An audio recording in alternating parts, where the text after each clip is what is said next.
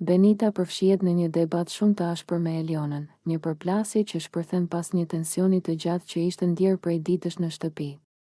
Gjithçka nis nga disa fjalë të nënkuptuara, shikime të ftohta dhe nervozizëm i akumuluar, por situata përshkallëzohet shpejt dhe kthehet në një debat të drejtë për drejtë, ku asnjëra nuk tërhiqet. Benita e merr fjalën me tone të forta dhe pa asnjë filtër.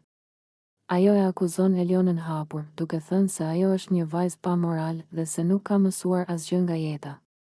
Sipas Benitës, Eliona sillet pa pjekur, futet në situata pa i menduar pasojat dhe kërkon gjithmonë vëmendje në mënyra të gabuara.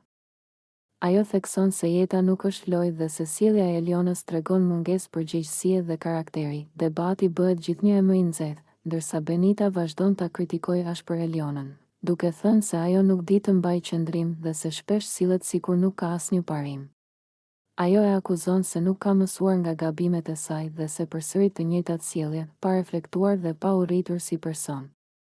Zëri i Benitës ngrihet dhe nervat e saj duken qartë, ndërsa fjalët dalin njëra pas tjetrës. Eliona, nga ana tjetër, ndihet e sulmuar dhe e nënvlerësuar. Ajo përpiqet të reagojë, por Benita nuk e lë të flasë lehtë, duke e ndërprerë vazhdimisht dhe duke i qëndruar fort akuzave të saj. Situata tensionohet edhe më shumë, ndërsa banorët e tjerë fillojnë të afrohen për të parë çfarë po ndodh.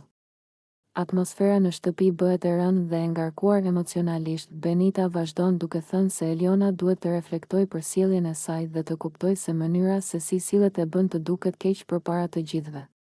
Ajo thekson se respekti fitohet me vepra dhe jo me fjalë, dhe se Eliona, sipas saj, nuk ka treguar asnjëherë pjekuri të vërtetë. Debati tashmë nuk është vetëm personal, por prek edhe mënyrën se si secila shihet në sytë e publikut dhe të banorëve të tjerë. Përplasja mes Benitës dhe Elionës shndërrohet në një nga momentet më të forta në shtëpi.